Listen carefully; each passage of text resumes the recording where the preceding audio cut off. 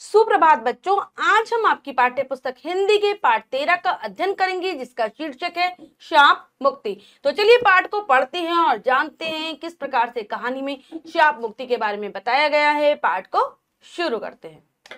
पाठ 3, शाप मुक्ति। शरारत करने की भी कुछ सीमाएं, कुछ मर्यादाएं होती हैं। कुछ शरारतें गुदगुदाने वाली होती हैं, जबकि कुछ शरारतें ऐसी होती हैं जो अपराध का रूप धारण कर लेती हैं और व्यक्ति उस अपराध के बोझ तले दबा स्वयं को जीवन भर कोसता है। वह पूरे मन से प्रायश्चित करके उस अपराध से पूर्ण रूप से मुक्त होना चाहता है। ऐसी ही कहानी यहाँ प्रस्तुत की गई है। तो बच्चों, बचपन में हम सभी कुछ ना कुछ शरारतें करते हैं। कुछ शरारतें होती है कि बस हंसी मजाक हो गई, चलो हो गया खत्म। लेकिन कुछ शरारतें ऐसी हो जाती है कि जो हमें हमेशा जीवन भर अपराधी की भावना से घेरे रखती है। तो यहाँ पर एक ऐसी ही घटना के बारे में बताया गया है कि किस प्रकार से जीवन भर जो बच्चा शरारत करता है उसको जीवन भर पछतावा रहता है इस बात का कि उसने गलती कर दी। पढ़ते हैं। एक दिन ऐसा हुआ कि मैं बूढ़ी दादी की आंखों का इलाज कराने दिल्ली के एक बड़े सिद्ध नेत्र चिकित्सक डॉक्टर प्रभात के पास गया। लगभग अंधी हो चुकी दादी को सहारा दिए जब डॉक्टर प्रभात के कमरे में पहुंचा तो उन्होंने मुस्कुराते हुए दादी का स्वागत किया। आओ आओ दादी अम्मा, कहो क्या तकलीफ है। तो कहानी शुरू होती है लेखक के जीवन की घटना के साथ। वे अपनी दादी माँ यानी कि बूढ़ी दादी का इलाज कराने के लिए दिल्ली जाते हैं, जहां पर एक वहां के बहुत प्रसिद्ध नेत्र चिकित्सक है यानी कि अर्थात आंखों का इलाज करने वाले डॉक्टर हैं, डॉक्टर प्रभात, उनके पास लेकर जा रहे हैं। और जब वो डॉक्टर प्रभात के कमरे में अपनी दादी को सहारा लेकर पहुंचे तो डॉक्टर प्रभात बहुत ही अच्छे से मुस्कुराते हुए दादी अम्मा का स्वागत करते कहते हैं कि कैसे आना हुआ। दादी ने आवाज से ही डॉक्टर की उम्र का अनुमान लगाकर कहा, कोई तकलीफ नहीं बेटा, इस बुढ़ापे की मारी हूं, बुढ़ापे में नजर कमजोर हो ही जाती है।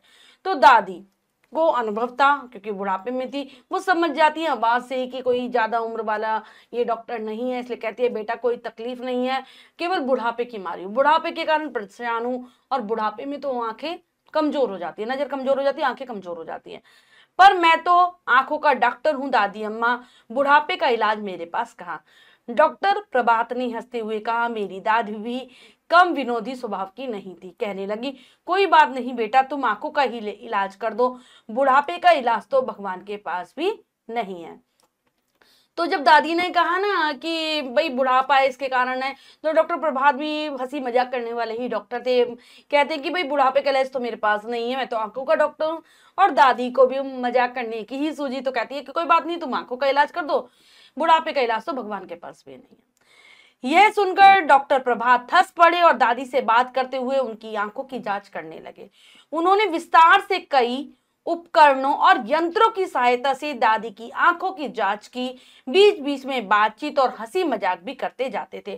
तो डॉक्टर प्रभात को इस बात से हंसी आ जाती है, बातें करते रहते हैं दादी के साथ, उनकी आंखों की जांच करते रहते हैं, विभिन्न प्रकार के परीक्षण करते हैं और हंसी मजाक करते करते उन्होंने ये सारा काम बहुत आसानी से कर लिया था।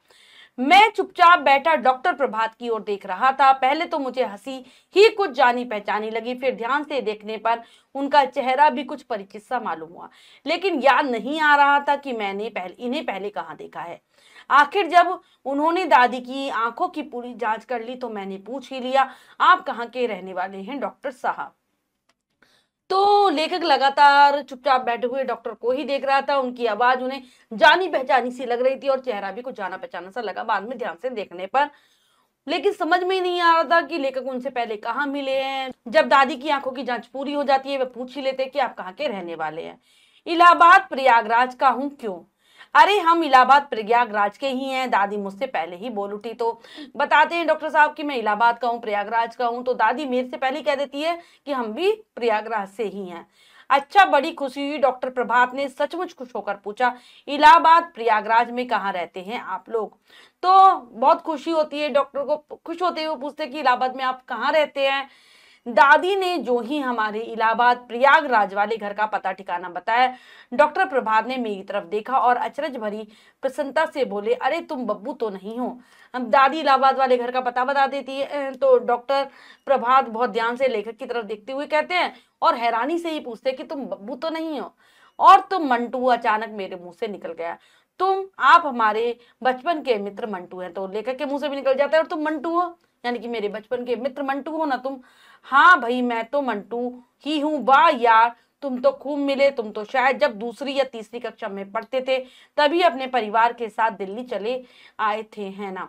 वहां मुझे तो स्वप्न में भी आशा नहीं थी कि जीवन में फिर कभी तुमसे भेंट होगी। सच बड़ी खुशी हुई तुमसे मिलकर। मुझे भी, मैंने अत्यंत प्रसन्न होकर कहा। तो कहता है हाँ भाई मैं मंटू ही हूँ और तुम खूब मिले हो। और जब तुम दूसरी या तीसरी कक्षा में ही थे, डॉक्टर प्रभात कहते हैं, तभी तुम अपने परिवार के साथ दिल्ली आ गए थे। मुझे तो, मैंने सपने में भी सोचा नहीं था कि तुम्हारे से कभी मेरी मुलाकात हो पाएगी। और लेखक भी कह देते हैं कि हाँ मुझे भी बहुत प्रसन्नता हुई। तभी डॉक्टर प्रभात ने दादी का चेहरा ध्यान से देखा और अचानक उनकी मुस्कान लुप्त हो गई। चेहरा किसी दुखदाई स्मृति में काला सा हो आया।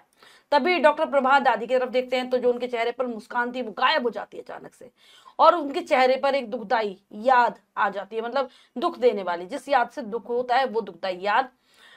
दादी की अत्यधिक कमजोर आंखों को डॉक्टर के चेहरे का यह भाव परिवर्तन नजर नहीं आया। वे प्रसन्न होकर पूछने लगी, अच्छा तो तुम दोनों बचपन में साथ साथ खेले हो, तो यह तो बड़ा अच्छा संयोग रहा। तुम तो अपने ही हुए। डॉक्टर बेटा, हाँ तुमने अपना क्या नाम बताया? मंटू। इलाहाबाद में हमारे पड़ोस में एक वकील रहते थे, उनके लड़के का नाम भी कुछ ऐसा ही था, बड़ा बदमाश लड़का था। तो दादी तो की आंखें कमजोर थी इसलिए वो मंटू को नहीं पहचान पाती, यानी कि डॉक्टर प्रभात को नहीं पहचान पाती, लेकिन खुश होती है, कहती है बचपन में एक साथ खेले हो, बहुत अच्छा है कि तुम मुझे मिल गए। तुमने अपना क्या नाम बताया? मंटू बचपन का। अरे हमारे इलाहाबाद में पड़ोस में भी एक बच्चा रहता था जो कि वकील साहब का लड़का था, उसका नाम भी मंटू था, बहुत ही शैतान लड़का था, बदमाश लड़का था, ऐसा कहती है दादी। डॉक्टर प्रभात ने कोई उत्तर नहीं दिया, वे सहसा बहुत गंभीर हो गए। दादी के लिए दवाई का पर्चा लिखते हुए उन्होंने कहा, ये बातें फिर कभी होंगी दादी अम्मा, बाहर और भी कई रोगी इंतजार कर रहे हैं, मैं तुम्हारी दवाई लिख रहा हूँ, बाजार से मंगवा लेना और दिन में 3 बार आंखों में डालती रहना। फिर अगले सप्ताह आज ही के दिन आ जाना, तुम्हारी आंखों का ऑपरेशन करना होगा, घबराना मत, ईश्वर ने चाहा तो तुम्हारी आंखें अच्छी हो जाएंगी। तो डॉक्टर प्रभात दादी की बात का कोई उत्तर नहीं देते, कह देते कि चलिए भाई अब मुझे और पेशेंट को भी देखना है, बाद में बात करेंगे। दवाई लिख देते एक पर्चे पर, कहते बाजार से मंगवा लेना और फिर अगले हफ्ते आपको इसी दिन आना है, आपकी आंखों का ऑपरेशन होगा, दवाई दिन में 3 बार डालनी है, भगवान ने चाहा तो जल्दी ही आंखें अच्छी हो जाएंगी। बाहर आते ही दादी ने मुझसे पूछा, यह उसी वकील का बेटा मंटुआ था ना? हाँ दादी, बचपन में मेरे साथ पढ़ता था। बाहर आती दादी कहती है अपने पोते से कि ये वही था ना वकील साहब का बेटा मंटुआ? तो लेखक भी हाँ कर देते कि हाँ मेरे बचपन में साथ पढ़ता था। बस तो अब इसके पास दोबारा आने की जरूरत नहीं, मैं इस दुष्ट के हाथों अपनी आंखें नहीं फुड़वाऊंगी। कैसी बातें करती हो दादी, यह तो बहुत माना हुआ डॉक्टर है और अब तो अपनी जान पहचान का भी निकल आया है, उसे दुष्ट क्यों कह रही हो? तो दादी क्या कह देती है कि बस अब मैं इसके पास दोबारा नहीं आऊंगी, इस दुष्ट से, ये इतना बुरा है इसके साथ, मतलब इससे मैं अपनी आंखों का इलाज नहीं करवाऊंगी, ये तो मेरी आंखों को ही फोड़ देगा। तो लेखक को आश्चर्य होता है कि भाई ऐसी बातें क्यों कर रही हो, ये तो हमारी जान पहचान का भी निकला और माना हुआ डॉक्टर है दिल्ली का। तू भूल गया इसने वहां इलाहाबाद प्रयागराज में क्या किया था? क्या किया था? तो दादी कहती कि तू उस बात को भूल गया, किसने क्या किया था इलाहाबाद में? लेखक को याद ही नहीं आ रहा था, वो पूछते कि क्या किया था? अरे तुझे याद नहीं, इसने मोहल्ले की कुतिया के 3 पिल्लों की आंखें आग के पौधों का दूध डालकर फोड़ दी थी। तूने ही तो यह बात हम लोगों को बताई थी, उनमें से एक अंधा पिल्ला तूने जिद करके पाला था, यह भी तुझे याद नहीं? तो कह दिए कि तुझे याद नहीं कि मोहल्ले में कुतिया थी, उसके 3 पिल्ले थे, उनकी आंखों में इसने आग के पौधे का दूध डाल दिया था, जिसके कारण वो तीनों ही अंधे हो गए थे। और एक पिल्ला तो अंधा तूने पाला भी था जिद करके, तुझे कुछ भी याद नहीं, क्या तू सब कुछ भूल गया है? मैं सचमुच ही सब कुछ भूला हुआ था, लेकिन दादी के याद दिलाने पर धुंधली सी स्मृति उभरी और जो ही मैंने दिमाग पर थोड़ा जोर दिया, बचपन की वह दुखद स्मृति सहसा कल की सी घटना के रूप में स्पष्ट होकर मेरी आंखों के आगे आ गई।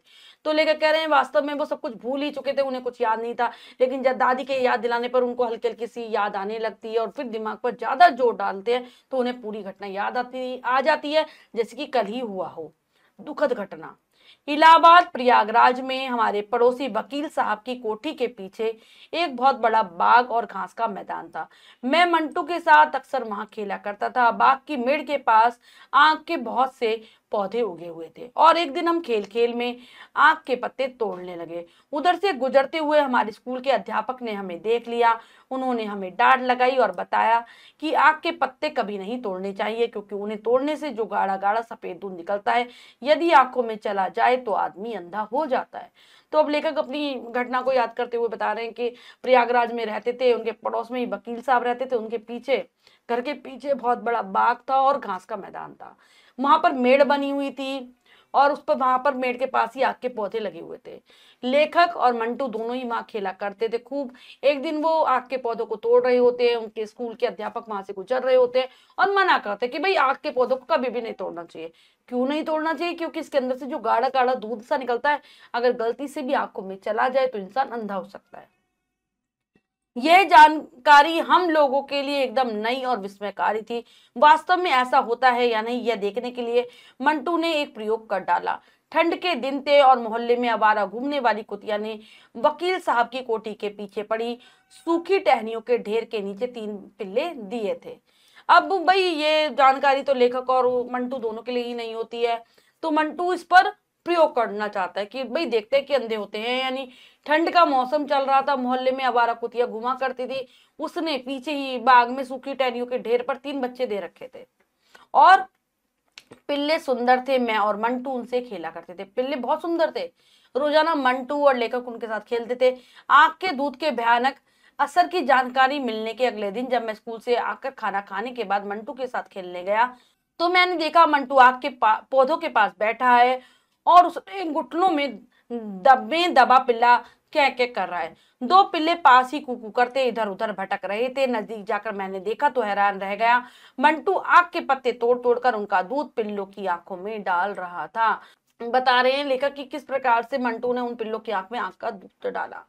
कि दूध भयानक असर दिखाता है या नहीं, तो इसके लिए मंटू एक प्रयोग करता है। क्या करता है, स्कूल से जब लेखक आ रहे होते हैं तो वो देखते हैं कि वहीं पर बैठा है आग के पौधों के पास मंटू। उसने कुत्ते के पिल्ले को दबा रखा है अपने पैरों में और उनके आंख के पौधे तोड़ तोड़ कर उनसे दूध निकाल निकाल कर उनकी आंखों में डाल रहा है। और बाकी 2 पिल्ले उधर उधर घूम रहे, कुकू की आवाज करते हुए, कैके की आवाज करते हुए। यह तूने क्या किया बेवकूफ, पिल्ला अंधा हो जाएगा, मैंने चिल्लाकर कहा। और जब लेखक इस चीज को देखते हैं मंटू को ऐसा करते हुए, बहुत जोर से चिल्लाते हैं कि तू पागल है क्या, तू बेवकूफ है क्या, ये पिल्ला अंधा हो जाएगा। मंटू ने उस पिल्ले को रख दिया और बोला, मैंने उन दोनों की आंखों में भी आंख का दूध भर दिया, अब देखेंगे ये तीनों अंधे होते हैं या नहीं। मंटू उस पिल्ले को जो रो रहा था उसकी आंखों में भी उसने आंख का दूध डाल दिया था, उसे नीचे रखते हुए कहता है, मैंने बाकी 2 पिल्लों की आंखों में भी ये डाल दिया, अब देखते हैं अंधे होते हैं या नहीं। उस गाढ़े चिपचिपे दूध से तीनों पिल्लों की आंखें बंद हो गई। कुछ दिनों बाद आंखें तो शायद खुल गई, लेकिन वे अंधे हो गए। तो इतना चिपचिपा गाढ़ा सा दूध था, तीनों पिल्लों की आंखें बंद हो जाती है, वो कुछ देख नहीं पा रहे थे। थोड़े दिन बाद आंखें खुल जाती है, लेकिन तीनों ही अंधे हो जाते हैं। मंटू के इस कुकृत्य की जानकारी केवल मुझे ही थी।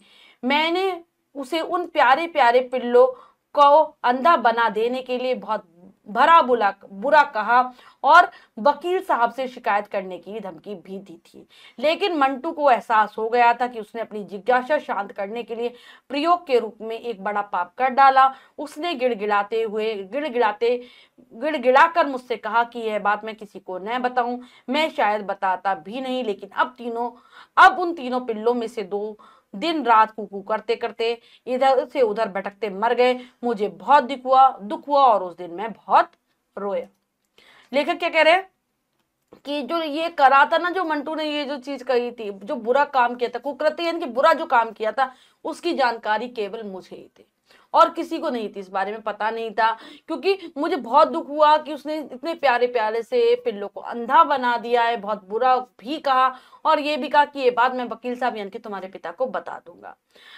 अब मंटू को भी पिल्लों को देखकर, अंधे पिल्लों को देखकर अपनी गलती का एहसास हुआ कि उसने अनजाने में ही अपनी मन की जो जिज्ञासा थी, जानने की जो इच्छा थी, उसको शांत करने के लिए उन पिल्लों को अंधा कर दिया। वो भी बहुत बहुत बड़े पाप से बहुत दुखी था। वो गिड़गिड़ाने लगता है लेखक के सामने कि मेरी ये बात जो है वो मेरे पिता को मत बताना।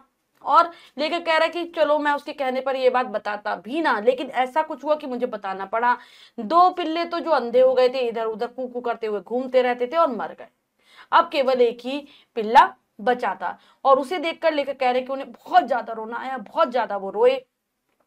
दादी माँ और परिवार के अन्य सभी लोग मुझसे बार बार पूछने लगे कि मैं क्यों रो रहा हूँ। पहले मैंने बात छिपाकर अपने मित्र मंटू को बचाने की कोशिश की, लेकिन फिर मुझे तीसरे पिल्ले का ध्यान आया जो अभी जीवित था, और उसकी जान बचाना मुझे मंटू को पिटाई से बचाने से ज्यादा जरूरी लग रहा था। इसलिए मैंने रोते रोते सारी बात बता दी और उस पिल्ले की आंखों का इलाज करा देने की जिद पकड़ ली। अब लोगों ने मंटू को भरा बलकट अब लोगों ने मंटू को बुरा भला कहा। तो जब मुझे इतना वो रोते हुए देखा, मेरे दादी माँ ने, मेरे परिवार के सदस्यों ने, माँ ने, तो मुझसे बार बार पूछा कि भाई क्या हो गया, क्यों रो रहा हूँ, मैं क्यों रो रहा हूँ। पहले तो कोशिश करी लेखक ने कि बात छुपाने, ना बताए मंटू के बारे में, लेकिन फिर जब उन्हें तीसरे पिल्ले के बारे में उन्होंने सोचा तो उन्होंने सारी बात बता दी और कहा कि इस पिल्ले का इलाज कराना बहुत जरूरी है। पूरी बात जब घर वाले सुनते हैं तो बहुत बुरा भला कहते हैं मंटू को। वकील साहब ने उसकी पिटाई भी की। मुझे भी बहुत कुछ सुनना पड़ा क्योंकि मैंने सब कुछ जानते हुए भी बात को तब तक छिपाए रखा जब तक 2 पिल्ले मर नहीं गए। तो वकील साहब को जब ये बात पता चलती है, अपने बेटे की हरकतें पता चलती है, उसकी पिटाई भी करते हैं, और लेखक को भी सबसे बहुत कुछ सुनना पड़ता है क्योंकि उन्होंने अभी तक ये बात सबसे छुपा कर रखी थी, किसी को बताई नहीं थी, और 2 पिल्ले मर गए थे। आखिर तीसरे पिल्ले को बचाने के प्रयास किए गए। मैंने जिद करके उसे पाल लिया। पिताजी ने उसकी आंखों का इलाज भी कराया, लेकिन यह अंधा ही रहा। माँ और दादी उसकी बड़ी सेवा करती थी, मैं भी उसका बहुत ध्यान रखता था। उस समय तो उसकी जान बच गई, लेकिन जब वह बड़ा हो गया, एक दिन घर से बाहर निकल गया और सड़क पर किसी वाहन से कुचलकर मर गया। तो लेखक कह रहे हैं कि जिद करके वो तीसरे पिल्ले को पाल लेते हैं और उसकी इलाज भी कराने का प्रयास करते हैं उनके पिताजी, लेकिन वो अंधा का अंधा ही रहता है, सही नहीं हो पाता। घर में माँ और दादी भी उस पिल्ले की बहुत अच्छे से देखभाल करती थी, सेवा करती थी। काफी दिनों तक वो सही रहा, लगभग बड़ा होने तक। बड़ा होने पर एक दिन वह घर से बाहर निकल जाता है और किसी वाहन की चपेट में आकर मर जाता है। उस घटना को याद कर मैं हैरान रह गया। बचपन में तीनों पिल्लों की आंखें फोड़ देने वाला मंटू आज इतना बड़ा नेत्र चिकित्सक। इससे भी ज्यादा हैरानी की बात यह थी कि लगभग 35 साल पहले की वह घटना, जिसे मैं भूल चुका था, दादी को अभी तक याद थी। निश्चय ही वह घटना प्रभात को भी याद हुई। तभी तो हम लोगों का परिचय पाते ही अचानक चुप, गंभीर और उदास हो गया था। तो लेखक सोच रहा है कि इस घटना को याद कर मैं हैरान हो गया, हैरानी में पड़ गया कि जिसने 3 पिल्लों की आंखें फोड़ दी थी वो आज इतना बड़ा नेत्र चिकित्सक बन गया है। और सबसे बड़ी हैरानी की बात थी कि 35 साल पहले ये घटना हुई थी और दादी को आज भी याद थी। लेखक सोचते हैं कि जरूर ये घटना डॉक्टर प्रभात को भी याद होगी, तभी तो वे एकदम इस घटना को याद करते ही, हम लोगों का परिचय पाते ही उदास हो गए थे, चुप हो गए थे और गंभीर हो गए थे। लेकिन दादी बचपन की उस बात को लेकर अब तो डॉक्टर प्रभात को बुरा भला कहना ठीक नहीं। मैंने दादी को समझाने की कोशिश की। अब वो मंटू नहीं, देश के माने हुए नेत्र चिकित्सक हैं। दूर दूर से लोग उनके पास अपनी आंखों का इलाज कराने आते हैं। अब तो हजारों लोग लोगों को उनकी खोई हुई नेत्र ज्योति लौटा चुके होंगे। क्या इतनी बड़ी सेवा से उनका बचपन का अबोध अवस्था में किया हुआ पाप अब तक धुल नहीं गया होगा। तो लेखक अपनी दादी को बहुत समझाने की कोशिश करते हैं कि बहुत पुरानी बात है, अब उन्हें इस समय ठीक नहीं है, वो बहुत बड़े नेत्र चिकित्सक बन चुके हैं। उन्होंने अपनी सेवा के द्वारा बहुत सारे लोगों को नेत्रों की ज्योति वापस की है। तो इतने सारे लोगों की जब उन्होंने नेत्र ज्योति लौटा दी, आंखों की रोशनी वापस ला दी है, तो क्या इनकी ये जो सेवा है, उनका जो बचपन में उन्होंने अबोध अवस्था, जब उन्हें कुछ पता ही नहीं था, जो पाप किया था उसको धो नहीं देगी? कुछ भी हो, मैं उससे अपनी आंखों का इलाज नहीं कराऊंगी, दादी ने निश्चय के स्वर में कहा। लेकिन दादी कुछ मानने के लिए तैयार नहीं थी कि कोई भी हो, कुछ भी बात हो, लेकिन मैं उससे इलाज नहीं कराऊंगी, उन्होंने मना कर दिया था। दादी का स्वभाव बिल्कुल बच्चों का सा है, हट पकड़ लेती हैं तो किसी के मनाए नहीं मानती। मैंने उन्हें समझाने की बहुत कोशिश की, लेकिन वे डॉक्टर प्रभात से इलाज कराने को तैयार नहीं हुई। आंखों में डालने की जो दवाई डॉक्टर प्रभात ने लिख कर दी थी वह भी नहीं खरीदने दी। परिवार के सब लोगों ने उन्हें समझाया, लेकिन वे टस से मस नहीं हुए। तो यहाँ पर लेकर कह रहे हैं कि जो उनकी दादी का स्वभाव एकदम बच्चों जैसा है, जिस बात की जिद पकड़ लें फिर तो कोई उन्हें मना ही नहीं सकता। लेखक उन्हें बहुत समझाते हैं, परिवार वाले उन्हें बहुत समझाते हैं, लेकिन वो मना कर देते हैं कि वो डॉक्टर प्रभात से इलाज नहीं करवाएंगी। जो दवाई उन्होंने लिख कर दी थी आंख में डालने के लिए, वो भी मंगवाने नहीं देती। आखिर शाम को मैंने डॉक्टर प्रभात को टेलीफोन किया और दादी की जिद के बारे में बताया। डॉक्टर प्रभात ने गंभीर होकर सब कुछ सुना और बोले, तुम अपने घर का पता बताओ, मैं स्वयं आकर दादी अम्मा को समझाऊंगा। फिर लेखक डॉक्टर प्रभात को ही फोन करके कह देते हैं, बता देते हैं कि दादी क्या कह रही है। तो कहते हैं कि कोई बात नहीं, अपने घर का पता मुझे बता दो, मैं घर आऊंगा और दादी अम्मा को समझाने का प्रयास करूंगा। लगभग 1 घंटे बाद डॉक्टर प्रभात हमारे घर में थे और दादी से कह रहे थे, दादी अम्मा, बचपन में जो पाप किया था उसे मैं आज तक नहीं भूला हूँ और मैं उस शाप को भी नहीं भूला जो आपने मुझे दिया था। जब तक आप इलाहाबाद प्रयागराज में रही, मुझे देखते ही कहने लगती थी। 1 घंटे बाद ही डॉक्टर प्रभात लेकर के घर पहुंच जाते हैं। दादी अब्बा को समझा रहे होते हैं, कह रहे होते हैं कि बचपन में मुझसे जो पाप हुआ था, जो गलती हुई थी, उसे मैं नहीं भूला हूं और मैं उस शाप को भी नहीं भूला हूं जो आपने मुझे दिया था। जितने दिन में आप इलाहाबाद में रही, मैं आपके सामने आता था तो आप मुझे देखते ही कहने लगती थी, अरे कमबख्त मंटुआ, तूने मासूम पिल्लों की आंखें फोड़ी हैं, तेरी आंखें भी किसी दिन इसी तरह फूटेंगी। आपकी शाप से मुझे अपने पाप का बोध हुआ और मैंने फैसला किया कि मुझे जीवन में नेत्र चिकित्सक ही बनना है। कि तुम हमेशा क्या करती थी, क्या कहती थी कि जैसे तूने पिल्लों की आंखें फोड़ी हैं, ऐसे एक दिन तेरी भी आंखें फूटेंगी। और ये शाप मुझे हमेशा अपने पाप का, अपनी गलती का एहसास कराता रहा। मैंने निश्चय कर लिया कि मैं नेत्र चिकित्सक ही बनूंगा। मेरी आंखें तो आपके शाप के कारण कभी ना कभी फूटेंगी ही, पर उससे पहले मैं बहुत सी आंखों में से 2 आंखों को रोशनी दे जाऊंगा। उन बहुत सी आंखों में से 2 आंखें आपकी भी होंगी दादी अम्मा। तो कहते कि आपने मुझे शाप दिया तो एक ना एक दिन तो मेरी आंखें फूट ही जाएंगी, लेकिन उससे पहले मैं चाहता हूँ कि बहुत से आंखों को मैं रोशनी दे जाऊं, उनमें से 2 आंखें आपकी भी है। डॉक्टर प्रभात की बातों में न जाने कैसा जादू था कि दादी की ही नहीं, हम सबकी आंखें भर आई। दादी तो इतना भाव विवल हो उठी कि उन्होंने डॉक्टर प्रभात को पास बुलाकर हृदय से लगा लिया। मतलब डॉक्टर प्रभात की बातों ने दादी के ऊपर जादू का सा असर किया और यहाँ तक कि सबकी आंखों में आंसू आ गए। दादी तो इतना भावों से भर जाती हैं, डॉक्टर प्रभात को अपने पास बुलाती है और हृदय से लगा लेती है। उसके सिर पर स्नेह पूर्वक हाथ फेरते हुए उन्होंने कहा, जीते रहो मेरे लाल, तुम्हारी आंखों की ज्योति हमेशा बनी रहे। उनके सिर पर बहुत प्यार से हाथ फेरती है, कहती है कि मेरे लाल, तुम हमेशा जीते रहो, भगवान तुम्हें लंबी आयु दे और तुम्हारी आंखों की रोशनी भी हमेशा बनी रहे। इसके बाद दादी ने मुझसे कहा, अरे बबुआ, तेरा बाल सखा आया है, इसकी खातिरदारी नहीं करेगा, जा इसके लिए अच्छी सी मिठाई लेकर आ और सुन, इसने मेरी आंखों के लिए जो दवाई लिखी थी ना, वह भी खरीद लाना। और इसके बाद दादी ने कहा लेखक से कि जा, अब तुम्हारा बचपन का मित्र आया, इसकी खातिरदारी कर, इसके लिए मिठाई ला और मेरे लिए दवा भी लेकर आना जो इसने मेरे लिए लिखी थी। पाठ लिखा है रमेश उपाध्याय जी ने। पाठ हमें शिक्षा देता है कि पशु पक्षियों को सताना महापाप है, कि कभी भी हमें पशु पक्षियों को नहीं सताना चाहिए और उद्देश्य पश्चाताप करने की प्रेरणा देना, कि अगर हमें से कोई गलती हो जाती है तो हमें पछतावा जरूर करना चाहिए उसका, जैसे डॉक्टर प्रभात ने करा। नेत्र चिकित्सक बनकर लोगों की सेवा करने का कार्य उन्होंने अपने ऊपर लिया। अब हम पाठ की शब्दार्थ कर लेते हैं। नेत्र चिकित्सक, आंखों का डॉक्टर, लुप्त गायब, जरूरत आवश्यकता, सहसा एकाएक, कुकृत्य, बुरा कार्य, मासूम भोला, जिद हट, तकलीफ दुख, परिचित, जान पहचान की, स्नेह पूर्वक, प्यार से, नेत्र ज्योति, आंखों की रोशनी, स्मृति, याद, आंख मदार, अक्सर प्राय, जिज्ञासा, जानने की इच्छा, पिल्ला, कुत्ते का बच्चा, विनोदी, मजाकिया। तो ये है पाठ के शब्दार्थ, इन अच्छे से याद कर लेंगे। करते हैं अभ्यास कार्य, क्या सीखा हम इसे। पहला प्रश्न है लिखित अभिव्यक्ति का, सही विकल्प पर सही लगाइए। प्रश्न में 4 विकल्प है, 3 गलत, 1 सही है। हमें सही विकल्प को चुनना है बच्चों, सही का निशान लगा देना है। करते हैं। आंखों का इलाज होना था लेखक का, लेखक की दादी का, लेखक की चाचा का, लेखक की माता जी का, तो होना था लेखक की दादी का। बचपन में डॉक्टर प्रभात रहते थे दिल्ली में, प्रयागराज में, बनारस में, लखनऊ में, तो प्रयागराज में। दादी का स्वभाव था क्रूर, विनोदी, अत्याचारी, घमंडी, तो विनोदी, मजाकिया स्वभाव की थी। लेखक रहने वाला था दिल्ली का, आगरा का, प्रयागराज का, वाराणसी का, तो लेखक भी प्रयागराज के ही रहने वाले थे। दिए गए शब्दों से रिक्त स्थानों की पूर्ति कीजिए। करते हैं। पहले तो मुझे हंसी जानी पहचानी लगी। नेक्स्ट है, इस दुष्ट के हाथों अपनी आंखें नहीं फुड़वाऊंगी। बाघ की मेड़ के पास आग के बहुत पेड़ उगे हुए थे। मंटू के इस कुकृत्य की जानकारी केवल मुझे ही थी।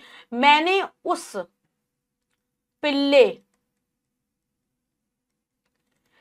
की आंखों का इलाज कराने की जिद पकड़ ली। नेक्स्ट है सुमेल कीजिए, 2 कॉलम में आ और बा मिलान करना है, कर लेते हैं। विनोदी स्वभाव, जानी पहचानी हंसी, धुंधली सी स्मृति, गाढ़ा चिपचिपा दूध, इलाहाबाद प्रयागराज।